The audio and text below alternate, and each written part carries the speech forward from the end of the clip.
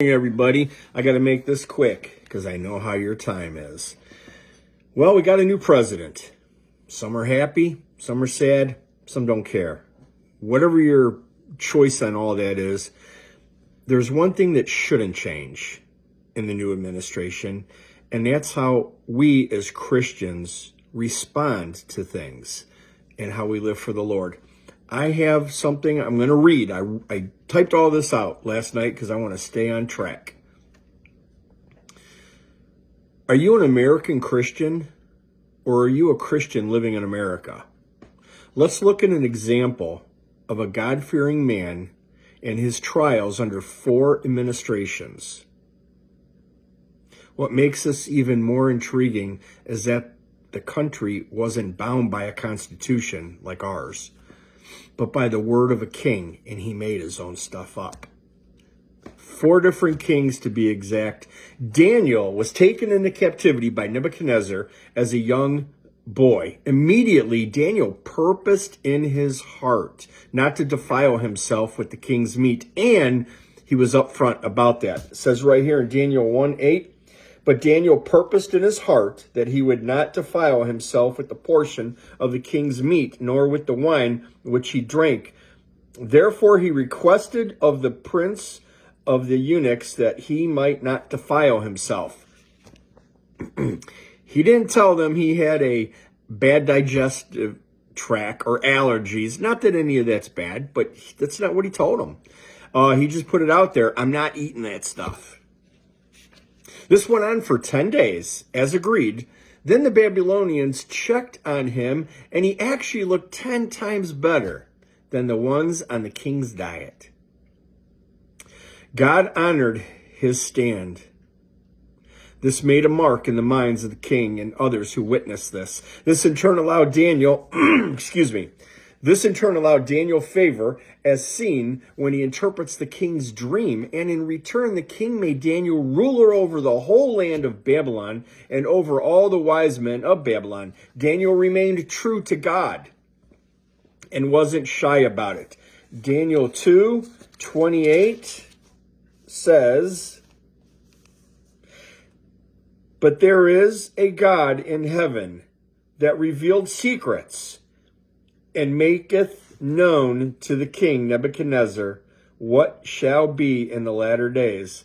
Thy dream and the visions of thy head upon thy bed are these. And Daniel went on to tell him. But here, the verse right there tells you, Daniel is giving praise and recognition to God where he got this interpretation from. And it goes on in chapter 2, verse 37. Start at 36. This is the dream, and we will tell the interpretation thereof before the king. Thou, O king, art a king of kings, for the God of heaven hath given thee a kingdom, power, and strength and glory. He even told the king where he gets his power from and why he's set up that way. And then the king bore testimony after the telling of the dream and all, and we see in 2:47, we see this. The king answered unto Daniel and said, of a truth it is that your God is a God of gods and a Lord of kings and a revealer of secrets, seeing thou couldst reveal the secret. The king gave honor to who the God of Daniel was. Daniel continued to live and be faithful to God. One administration, Daniel could have said, and I'm not saying nothing, he could have had a whole different attitude about this. Let's move on. During the reign of King Belshazzar, during a party with all his key men, a mysterious finger appeared and wrote on the wall for all to see. The king demanded the interpretation, but no one in the kingdom could decipher it. Then the queen remembered a story about a man in their kingdom who had spiritual insight greater than all the astrologers and soothsayers, who had no clue what it said. They went and got Daniel, and he agreed to interpret the writing on the wall. I want to read this. Daniel 5. 16 starting up here in verse 16. You've got to get this to understand it. Hang on. And I have heard of thee, that thou canst make interpretations and dissolve doubts. Now, if thou canst read the writing and make known to me the interpretation thereof, thou shalt be clothed with scarlet and have a chain of gold about thy neck, and shalt be the third ruler in the kingdom. Because there was a new administration. He wasn't as high up as what Nebuchadnezzar put him. Then Daniel, staying true and faithful under a new administration, answered and said before the king, let thy gifts be to thyself, and give thy rewards to another. Yet I will read the writing unto the king, and make known to him the interpretation. O thou king, the Most High God gave Nebuchadnezzar, thy father, a kingdom and majesty and glory and honor. He was letting him know where his father got his kingdom. And for the majesty that he gave him, all people, nations, language trembled and feared before him, whom he slew, and whom he would, he kept alive, and whom he would, he set up, and whom he would, he put down. But when his heart was lifted up, and that goes on to the story of Nebuchadnezzar just turning away from God, and his heart got lifted up thinking he was all of that. It goes on in 22. And thou, his son, O Belshazzar, hast not humbled thine heart, though thou knewest all this. He didn't learn from what had happened. But hast lifted thyself against the Lord of heaven, and they have brought the vessels of the house before thee, and thou and thy lords, thy wives, and thy concubines have drunk wine in them. They drank in the holy vessels of God that they had brought over from Jerusalem. You can read that in earlier chapters. It's a really good event. Bad event, but thank God it's in the Bible so we know. And thou hast praised the gods of silver and gold and brass, iron, wood, stone, which see not, nor hear, nor know, and the God in whose hand thy breath is, and whose are all thy ways, hast thou not glorified? Then was the part of the hand sent from him, and this writing was written. And he told him what the writing was. Skipping down to verse 29, I mean. And basically he's telling him, you're out of here. Your kingdom's going to fall. You're going to die. Then commanded Belshazzar, this is after Daniel had interpreted it, told him what it meant, even though it wasn't real good news. Then commanded Belshazzar, and they clothed Daniel with scarlet and put a chain of gold about his neck and made a proclamation concerning him that he should be the third ruler in the kingdom. I think the king went ahead and did it anyway, hoping maybe that would overturn the news he just got. Verse 30, and in the night was Belshazzar, the king of the Chaldeans, slain. He died just like the dream Daniel told him. And Darius, the Median, took the kingdom, being about 62 years. Daniel made it well known who he served. Daniel made it well known who he served.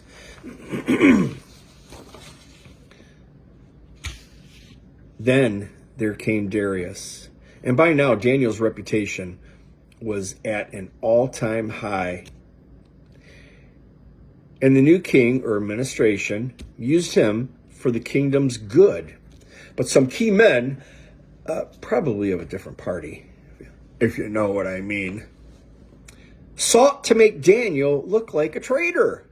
They got the king to make a decree, and when anyone would ask something from any god or man other than from King Darius, that person would be cast into the den of lions.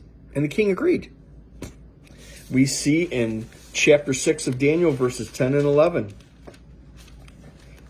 Now when Daniel knew that the writing was signed, that decree, he went into his house, and his windows being open in the chamber toward Jerusalem, he kneeled upon his knees 3 times a day and prayed and gave thanks before his God. as he did aforetime. Chapter 6 of Daniel, verse 10. As he did aforetime. Oh, that we may be consistent. Then these men assembled and found Daniel praying, because they knew that he was known for this. They knew how to trap him. They found Daniel praying and making supplication before his God. So, this happened, and Daniel ended up in the lion's den for the night. And we continue reading in verse 19. Now, Darius liked Daniel. So, verse 19. Then the king arose up very early in the morning, King Darius, and went in haste into the den of lions. And when he came to the den, he cried with a lamentable, because he didn't know what was going to happen. He might not have heard anything, or he might have heard him moaning because he's all mauled up and chewed up. Came with a lamentable voice unto Daniel. And the king spake and said, Daniel, O Daniel, servant of the living God. This is Darius, servant of the living God. Is thy God, whom thou servest continually, able to deliver thee from the lions? Then said Daniel unto the king, O king, live forever. I would have loved to have been there, those lions all around there. And anyway, oh my goodness. My God hath sent his angel, and hath shut the lions' mouths, that they have not hurt me. For as much as before him innocency was found in me, and also before thee, O king, have I done no hurt. Now listen, verse 23. Then was the king Darius exceeding glad for him, and commanded that they should take Daniel up and out of the den, and no manner of hurt was found upon him, because he believed in his God. He was consistent because he believed in his God. Daniel remained to be faithful. 3 administrations in, 3 huge trials. He could have caved. He's kind of old by now. He could have caved and said, just whatever. No, he stayed. Now comes King Cyrus. This is the end. This king's legacy was to allow his subjects to worship as they did before he took power. This may be in reverence to the previous king's words. And we see those in chapter 6 of Daniel, verse 25. Then King Darius wrote to all the people, this is big. Then King Darius wrote to all the people, nations, and languages that dwell in all the land of the earth, peace be multiplied unto you. I make a decree. This is what Darius is writing, the king. I make a decree that in every dominion of my kingdom men tremble and fear before the God of Daniel. Wow. For he is the living God and steadfast forever, and his kingdom that which shall not be destroyed, and his dominion shall be even unto the end. Verse 27, he delivereth and rescueth, and he worketh signs and wonders in heaven and in earth, who hath delivered Daniel from the power of the lions. Verse 28. So this Daniel prospered in the reign of Darius and in the reign of Cyrus the Persian. That was the new one coming in. Daniel honored God, and God honored him. Daniel kept the faith, and it made an impact on generations to come. Who knows who's watching us, what opportunities we'll have. Our faith can change the course of history. It's not just seen in the Bible, it's been seen in others. So I am a Christian no matter where I live. No matter where I live. Let me read one more verse. Ezra chapter 1, speaking of Darius. Now in the first year of Cyrus, king of Persia, that the word of the Lord by the mouth of Jeremiah might be fulfilled, the Lord stirred up the spirit of Cyrus, king of Persia, that he made a proclamation throughout all his kingdom and put it also in writing, saying, this is coming off of Daniel, verse 2 of Ezra chapter 1. Thus saith Cyrus, king of Persia, the Lord God of heaven hath given me all the kingdoms of the earth. And he hath charged me to build him an house at Jerusalem, which is in Judea, which is in Judah. Now, if you read through Ezra, if you read through Nehemiah, you will see how the stand of Daniel was so important. So important. I'm a Christian. I'm so thankful for the wonderful freedoms that I have and the safety not to be pulled out of my home for the reading of the Word of God or praying or even making these videos. I am thankful it is not against the law to stand at a street corner with a sign and proclaim my faith. But like Daniel, no matter where I am, no matter who's in administration, no matter who's over me, no matter where I am or the troubles around me, my prayer is that I am found faithful. May that be your prayer as well. We can learn a lot from Daniel. So we have a new president, with all due respect. So when it comes to our walk, it does make it a little easier, but let's look into the Word. I'm already 16 minutes over. Have a good day. God bless you. And remember,